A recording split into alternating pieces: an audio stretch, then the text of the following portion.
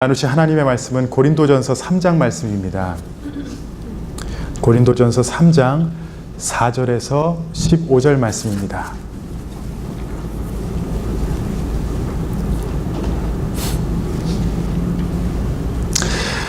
우리 한 절씩 서로 교독하시겠습니다. 제가 먼저 보겠습니다. 어떤 이는 말하되 나는 바울에게라 하고 다른 이는 나는 아볼로에게라 하니 너희가 육의 사람이 아니리요. 그런즉 아볼로는 무엇이며 바울은 무엇이냐? 그들은 주께서 각각 주신 대로 너희로 하여금 믿게 한 사역자들이니라. 나는 심었고 아볼로는 물을 주었으되 오직 하나님께서 자라나게 하셨나니 그런즉 심는 이나 물 주는 이는 아무것도 아니로되 오직 자라나게 하시는 이는 하나님뿐이니라. 심는 이와 물 주는 이는 한 가지이나 각각 자기가 일한 대로 자기의 상을 받으리라. 우리는 하나님의 동역자들이요 너희는 하나님의 밭이요 하나님의 집이니라. 내게 주신 하나님의 은혜를 따라 내가 지혜로운 건축자와 같이 터를 닦아두매 다른 이가 그 위에 세우나 그러나 각각 어떻게 그 위에 세울까를 조심할지니라. 이 닦아두는 것 외에 능히 다른 터를 닦아둘 자가 없으니 이 터는 곧 예수 그리스도라. 만일 누구든지 금이나 은이나 보석이나 나무나 풀이나 짚으로 그 터 위에 세우면 공격이 나타날 터인데 그 날이 공적을 받으리니 이는 불로 나타내고 그 불이 각 사람의 공적이 어떠한 것을 시험할 것이니라. 만일 누구든지 그 위에 세운 공적이 그대로 있으면 상을 받고 누구든지 그 공적이 불타면 해를 받으리니 그러나 자신은 구원을 받되 불 가운데서 받은 것 같으리라. 아멘. 아멘. 교회를 출석하시거나 출석을 안 하시는 분들, 지금 미국은 특별히 그렇죠. 예수님에 대해서 모르는 사람은 거의 없을 것입니다. 그리고 성경에 대해서도요, 예수님을 안 믿지만 성경에 대해서 알고 또 성경의 그 말씀을 따르려고 하시는 분들이 굉장히 많으세요. 우리가 작년에 새벽 시간에 나눴던 산상수훈을 보시면은 팔복에 대한 내용은 크리스찬들 뿐만이 아니라 예수를 안 믿는 그런 분들 가운데도 그것을 따르려고 하고 지키려고 하고 그 말씀 가운데 사는 것이 복된 것이다 라고 믿는 분들이 굉장히 많습니다. 그들이 흔히 얘기하는 것이 무엇이냐면요, 예수님도 좋고 성경 말씀도 다 좋은데 문제가 뭐냐? 교회는 싫다 이거예요.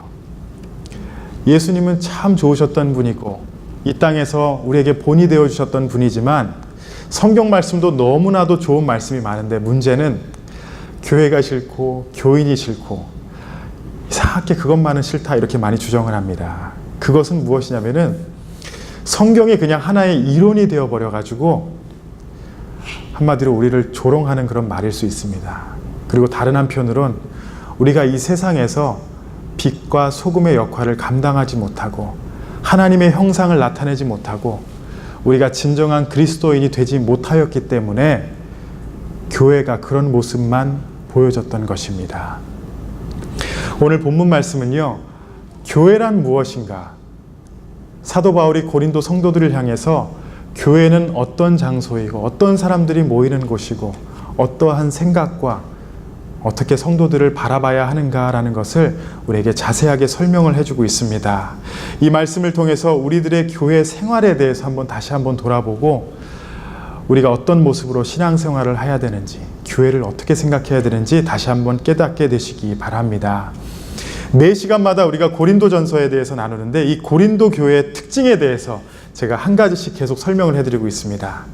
그 당시에 사람들이 고린도를 부를 때, 그 고린도라는 도시를 부를 때 어떤 식으로 불렀냐면요, 풍요로운 고린도라고 불렀습니다. 마치 이 미국을 부를 때에 Beautiful America 아니면 Dream America, 그리고 로스앤젤레스를 천사의 도시라고 이렇게 많이 부르기도 하죠.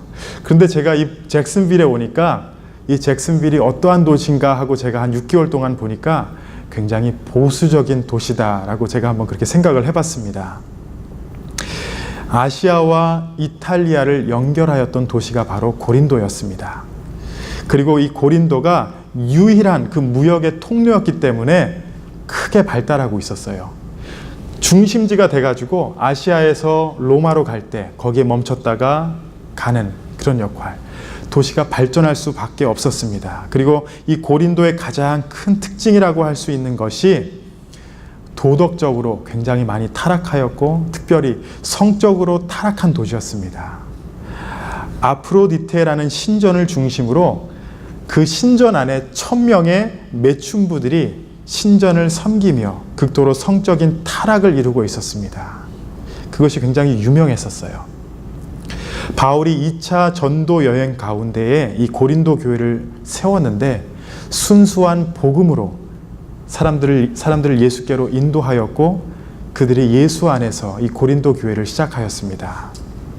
그런데 시간이 지나니까 그 사회의 영향을 받고 여러 가지 자신의 지식을 따라서 행하다 보니까 분쟁과 음행과 도덕적으로 타락해었다라는 것을 고린도 전서와 후서를 통해서 바울이 우리에게 많이 주장을 하고 있어요.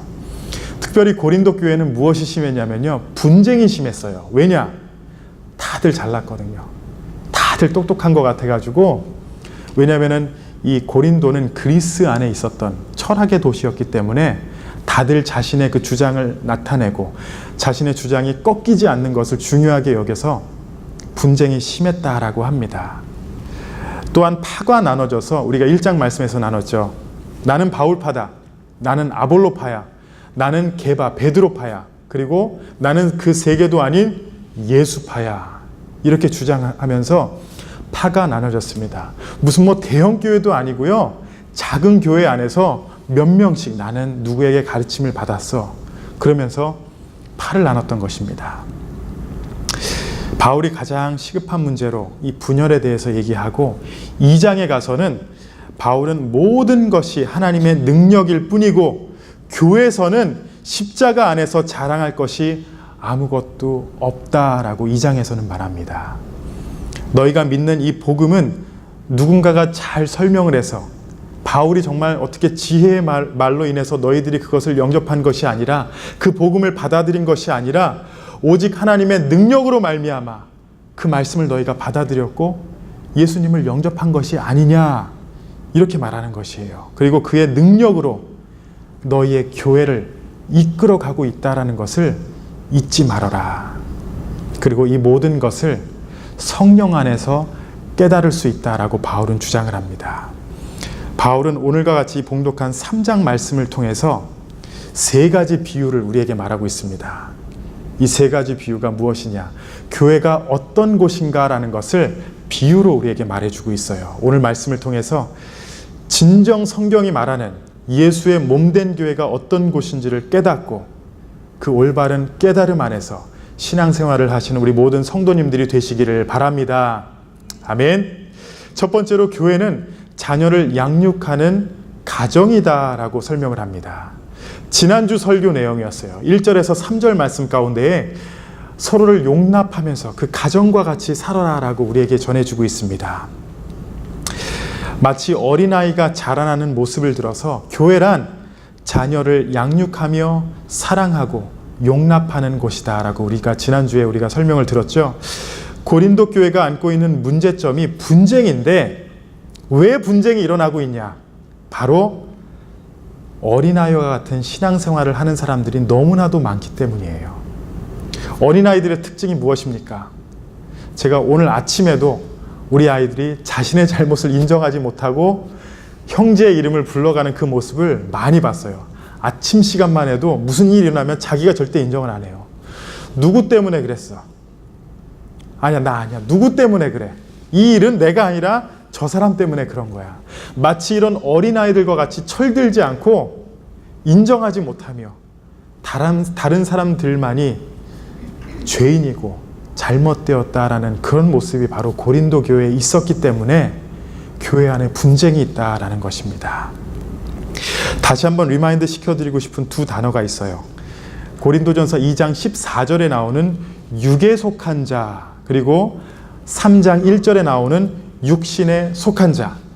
비슷한 2 단어이지만 뭐죠? 육에 속한 자는 거듭나지 아니한 사람들, 아직 구원받지 못하고 예수님이 나의 구주다라고 믿지 못하는 사람들이 바로 육에 속한 자이고 natural man이라고 하죠. 그리고 육신에 속한 자는 예수님을 영접하였으되 아직 성장하지 못한 이런 어린아이와 같은 그런 사람들을 육신에 속한 자라고 합니다. 바울은 고린도 교회 성도들을 향하여서 비록 그들이 겉으로 무엇인가 거룩한 모습을 보이고 있을 수 있지만 능력이 나타나고 방언을 하고 기적이 일어나고 교회 겉으로 봤을 때에는 어마어마한 교회같이 보일 수 있지만 너희들은 영적으로 어린아이다. 왜냐?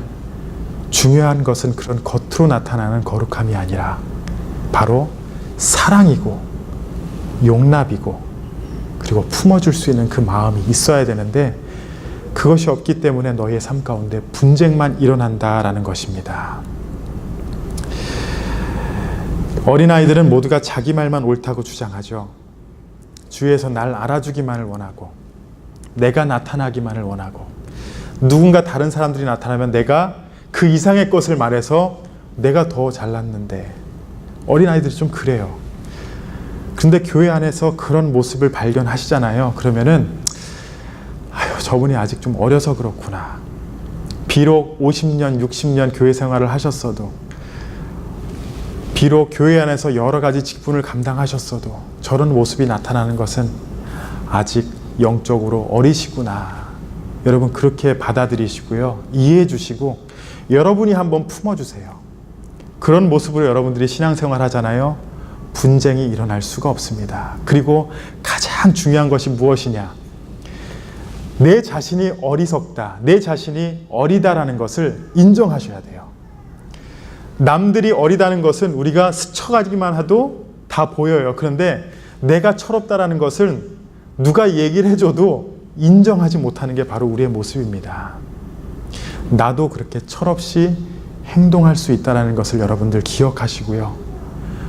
이 교회의 어린아이들, 내가 바로 그 어린아이 같을 수 있다는 것을 돌아보시고 예수 안에서 성장하기를 원하며 바울이 얘기하는 온전한 자의 삶을 살아가시는 우리 모든 성도님들이 되시기를 바랍니다. 기억하시죠? 신앙은 유지하는 것이 아니라 성장해야 된다는 것이에요. 유지하면 썩어요. 내가 이 정도면 되겠지가 아니라 여러분 그 안에서 성장하고 아름답게 변해되시는 우리 모든 성도님들이 되시기를 예수님의 이름으로 축원합니다. 두 번째는 무엇이냐? 교회는 성장하며 열매를 맺는 무엇과 같아요? 밭과 같다라고 말합니다. 밭이라고 비유를 해요. 5절에서 6절 말씀에 농사 짓는 밭에 비유하며 말합니다. 바울은 교회는 밭과 같다라고 이렇게 얘기하면서 어떤 결론을 내리냐면요. 교회의 중심은 하나님이시고 우리가 여러 가지 은사와 여러 가지 특징과 재질과 성격들이 있지만 교회의 일은 오직 하나님의 일을 감당하는 것이에요. 그 중심이 하나님이시기 때문에 여러 가지 일들을 감당하는 가운데 우리가 나눠질 수 없다라는 것이에요. 찬양팀, 교육부, 방송부, 또 다른 여러 가지 여러분들이 일을 섬기잖아요. 구별시킬 수 없는 게 모든 것이 다 하나님의 일이기 때문이에요. 그런데 나는 이 일을 하고 있기 때문에 당신과 상관없습니다. 교회 안에서 절대 이럴 수 없다라는 것입니다. 봉독하진 않았지만 3장 21절에서 23절 말씀을 보시면요. 바울이 이렇게 말합니다. 그런즉 누구든지 사람을 자랑하지 말라. 만물이 다 너희 것임이라. 바울이나 아볼로나 게바나 세계나 생명이나 사망이나 지금 것이나 장래 것이나 다 너희의 것이요. 너희는 그리스도의 것이요. 그리스도는 하나님의 것이니라 라고 말합니다. 주인 되시는 하나님의 결실이라는 이 목적을 향해서 온 성도가 함께 땀을 흘리고 같이 신앙생활을 하는 것이에요. 하나님의 일. 바울은 오늘 5절과 9절 말씀에 두 가지 중요한 단어를 사용합니다. 사역자라는 그런 단어가 나오고 그리고 9절에는 동역자라는 단어가 나옵니다. 5절 말씀을 한번 보실까요? 그런즉 아볼로는 무엇이며 바울은 무엇이냐? 그들은 주께서 각각 주신 대로 너희로 하여금 믿게 한 사역자들이니라 라고 하였는데, 여러분 사역자라는 이 단어는 어떠한 단어가 있냐?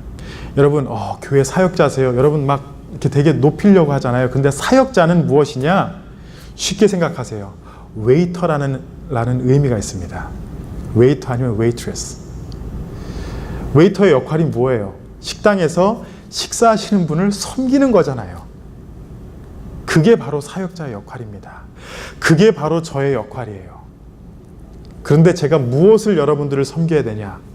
여러분들의 신앙의 삶이 성장할 수 있도록 제가 여러분들을 섬기는 것이에요. 다른 것을 섬기는 게 아닙니다. 저의 우선순위는 여러분들이 신앙생활을 올바로 할 수 있도록 섬기는 것입니다. 그렇기 때문에 제가 여러분들 매일 성경 읽으라고 하는 거고, 큐티 하셨습니까? 라고 여러분들을 계속 찌르는 거고요.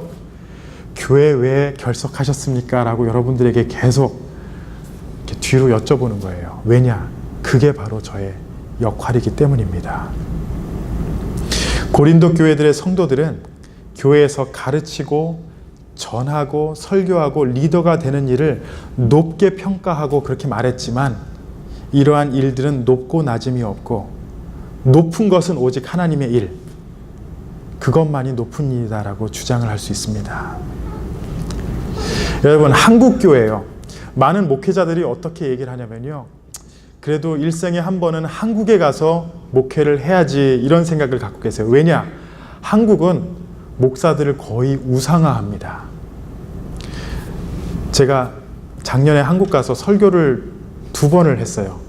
3번을 했습니다. 그런데 방문하는 그 교회마다 갔는데 뭐 거의 목사는 거의 뭐 이렇게 손대지 못할 그런 존재같이. 근데 그분들은 정말 말씀을 전하는 그 목사님을 귀하게 여기고 섬기려고 하는 그런 마음이 있지만, 어떤 장소는 너무 오버해서 그렇게 하시더라고요. 한국 교회가 많이 그렇게 변화되었습니다. 여러분, 사역을 감당하는 목회자는 제가 방금 말씀드렸다시피 바로 섬기는 자입니다. 그렇다고 제가 성도님들의 일을 무슨 뭐 종같이 도우는 사람이 아니라, 아까 말씀드린 것 같이 하나님을 가까이 할 수 있도록 돕는 자예요. 인간적인 섬김보다 영적인 섬김을 말하는 것입니다. 그런데 이 사역자라는 것은 저뿐만이 아니라 여러분들이 서로를 향하여 이러한 웨이터, 웨이트레스의 역할을 해야 된다는 것이에요. 저 성도님의 신앙이 자랄 수 있도록 내가 저분을 섬겨야 되는 것이에요. 저분이 정말 하나님과 더욱더 가까이 할 수 있도록 내 행동과 말이 조심스러워야 된다는 것이에요. 왜냐? 내 말로 인해서 실족하고, 저게 교인이야? 저게 저게 정말 어떻게 교인이라고 할 수 있어? 이런 마음이 든다. 그러면 내가 사역자로서, 섬기는 자로서 실패를 하는 것이기 때문에 내 말과 내 행동이 저분을 섬겨야 된다는 것입니다. 여러분들이 이 사명을 잊지 않고 사역자라는 것을 여러분 기억하시기 바랍니다. 그리고 9절 말씀을 보시면은 동역자라고 해요. 동역자라는 말은 같이 한 가지로 일하는 자, 같은 마음으로 한 가지를 일하는 자입니다. 우리가 예수 안에서 감당하는 교회 모든 일이 하나님의 일이고 그 일을 위해 같이 일하는 것입니다. 제가 우리 주님의 교회에 와서 너무나도 감사한 게, 제가 말씀을 전하게 하기 위해서 우리 많은 집사님들이 저를 이렇게 많이 돕고 계시는 그런 모습이 너무나 감사해요. 제가 이 설교를 하기 위해서 이 파워포인트를 대신해 주시는 집사님이 있고, 제가 또 주일 예배를 준비하기 위해서 많은 성도님들이 제가 정말 불편한 마음이 안 가지도록 주일날 정말 저를 편안하게 해주시고 섬겨주시는 그런 분들이 너무나도 많습니다. 여러분, 하나님의 일을 위해서 동역하는 것, 이것이 너무나도 아름답다라는 것입니다. 여러분, 목사를 돕는다라고 많이들 말씀하시지만 9절 말씀을 한번 보시면요, 목사의 동역자가 아니라, 그냥 저만을 돕는 동역자가 아니라 9절에 뭐라고 하냐면요, 누구의 동역자예요? 하나님의 동역자라고 합니다. 제가 한번 고린도 교회 상황을 다시 한번 설명을 해드릴게요. 고린도 교회 안에서 누구는 바울파, 누구는 아볼로파, 누구는 게바파. 한번 보세요. 바울은 그 교회를 세웠습니다. 아볼로는요, 설교를 잘했던 사람이에요. 그리고 게바는 누구냐? 베드로는 누구예요? 예수님의 제자였어요. 그럼 한번 보세요.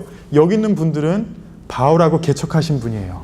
여기 있는 분들은 아볼로에게 직접 가르침을 받으셨던 분이에요. 저 뒤에 계신 분들은 예수님의 제자인 베드로와 함께 신앙생활을 했던 사람이에요. 이렇게 모였습니다. 근데 무엇인가 조금씩 다른 게 있어요. 다른 게 있어요. 그러면은 바울은 이런 생각을 안 했을 텐데. 그럼 이쪽에서는 아볼로가 그렇게 안 가르쳤을 텐데. 예수님의 직접적인 제자는 그렇게 생각을 안 하던 것 같은데. 그런 식으로 나누기 시작하잖아요. 갈라질 수밖에 없다라는 거예요. 그런데 누구의 동역자냐? 하나님의 동역자이기 때문에 절대 인간의 모습으로, 인간의 생각으로 갈라질 수 없다라는 것이 바로 바울이 고린도 교회를 향해서 주장하는 것입니다. 여러분, 우리 교회는 혹시 이러한 모습으로 갈라짐이 있지는 않습니까? 저도 처음에는 어떤 생각이 들었냐면요. 내가 LA에서 신앙생활하고 교회에서 사역했을 때 이러진 않았는데, 그리고 여러분들이 저를 보시면서 우리는 이렇게 신앙생활 안 했는데, 여러분들 그런 생각이 들 수도 있어요. 그런데 그 모든 인간적인 생각은요, 조율될 수 있는 것입니다. 하나님의 동역자라는 그 마음을 품고 있을 때는요, 우리가 서로를 용납하고 받아들이고 같은 그 밭 안에서 열매를 맺을 수 있다라는 것입니다. 교회는 하나님의 밭이고 너희가 하나 되어서 열매를 맺어야 하는데, 영적인 열매가 아닌 다툼과 분쟁만, 왜 다툼과 분쟁만 있냐라는 것이 바울의 주장이에요. 하나님의 일을 감당하시는 우리 주님의 교회가 하나님의 밭의 역할을 기억하고 하나가 되어서 우리 모두가 교회 안에서 열매 맺는 귀한 삶을 누리시기 바랍니다. 세 번째이고 마지막은 무엇이냐면요, 교회는 건축이다라고 주장을 합니다. 10절에서 17절 말씀까지 나오는 내용인데요. 10절에서 11절 말씀 한번 보시겠습니다. 제가 한번 읽어드리겠습니다. 내게 주신 하나님의 은혜를 따라 내가 지혜로운 건축자와 같이 터를 닦아두매 다른 이가 그 위에 세우나 그러나 각각 어떻게 그 위에 세울까를 조심할지니라. 이 닦아둔 것 외에 능히 다른 터를 닦아둘 자가 없으니 이 터는 곧 예수 그리스도라. 건물에서 굉장히 중요한 게 기초다라고 많이 얘기합니다. 그리고 제일 중요해요. 기초가 무너지면은 공사를 중단해야 합니다. 제가 LA에서 그 한인타운이 있고요. 두 번째 한인타운이라고 할 수 있는 가든 그로브라는 그 지역에 가보면은 어느 큰 건물 하나를 지어놓고 마무리를 해야 되는데 마무리를 못하고 있어요. 제 기억으로 이게 7, 8년 동안 그 건물이 그냥 그대로 있습니다. 왜냐? 이제 인스펙션이 와가지고 검사를 하는데 기초가 완전히 엉망이었던 것이에요. 그래서 이거를 마무리하면 큰일 난다. 그런데 문제가 그거를 무너뜨릴 돈도 없는 거예요. 그래서 그 건물이 그대로 유지된 채, 그러니까 이런 벽도 없어요. 그냥 기둥만 몇 개 있고 어느 정도 바닥을 만들어 놓은 상태에서 그냥 끝이 났습니다. 이만큼 기초가 굉장히 중요해요. 기초를 닦지 않고 집을 세우면 쉽게 무너질 수밖에 없는데, 여러분, 이 교회의 기초는 바로 누구시냐? 예수 그리스도시라는 것이에요. 우리 주님의 교회가 어떻게 시작됐냐? 어떠한 이유로 시작됐냐? 어떠한 모습으로 시작됐냐?